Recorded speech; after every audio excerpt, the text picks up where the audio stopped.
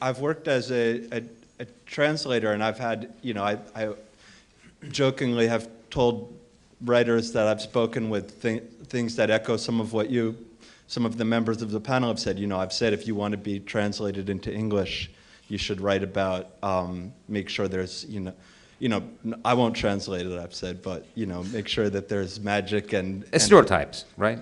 All of the stereotypical. Okay. Yeah, and I wondered, do you feel that changing when you're dealing with literary agents, with publishers?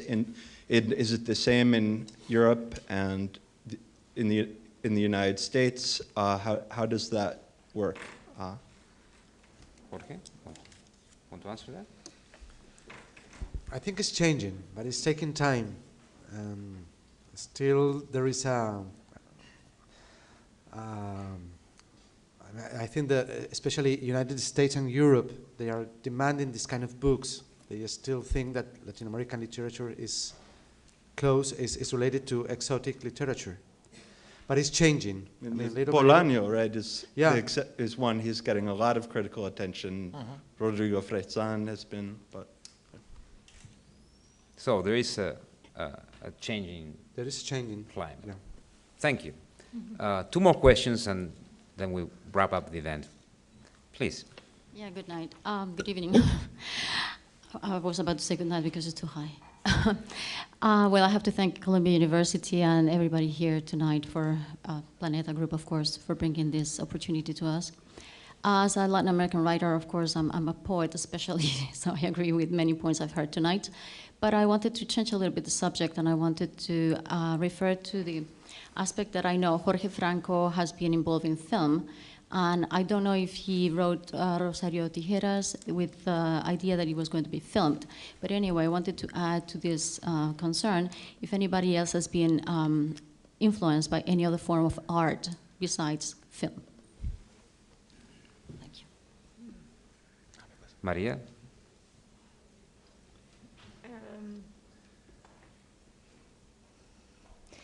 Well, I can talk a little bit about the experience of writing Buenos Aires Tour, which is it is a project that I was invited to collaborate with by the Argentine artist Jorge Macchi. And it was a wonderful experience. I mean, he is a visual artist, and he proposed to me that we would break a glass on top of a huge glass on top of a map of Buenos Aires.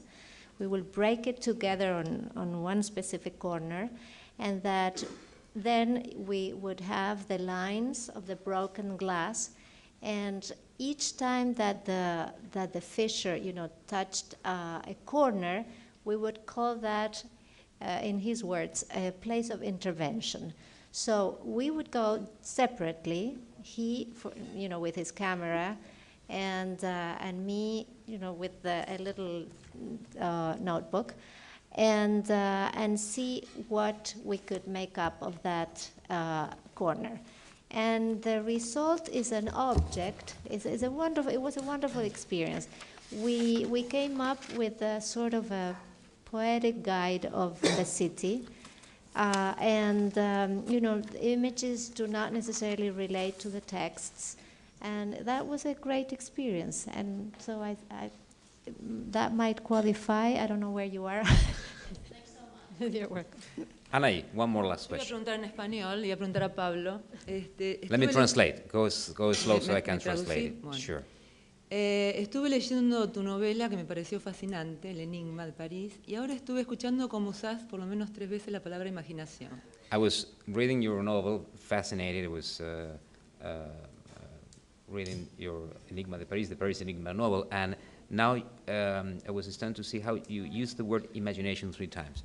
Quería preguntarte cómo se hace para escribir en Argentina, con todos los avatares políticos, económicos y sociales, y si tu refugio es justamente la imaginación y la búsqueda de enigmas. How you manage to write in a country as Argentina with all the political, economic, and social turmoil, and if the imagination is the the refuge. you take Refugios y, o in order to un do that. espacio, sí, a través de los enigmas y la imaginación, como mencionaste, ¿no?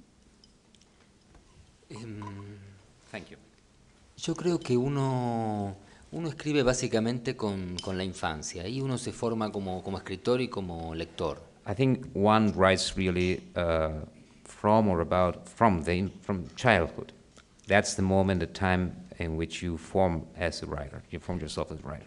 Yo creo que uno hace a veces más complejos esos gustos, los hace más sofisticados, pero el tipo de relato, lo que a uno lo atrae de la literatura, lo que a uno lo atrae del cine, para mí nace en ese momento. Over time, you get more sophisticated about your tastes, your literary, your artistic tastes, but in the end, it's all about those 5, 6 primary years. Y de la misma manera yo creo que uno no escribe con su presente, ¿no? De alguna manera uno siempre está, cuando uno escribe, está en diálogo con su pasado. I don't think you write with your present. I think when you write, you are in dialogue with your past.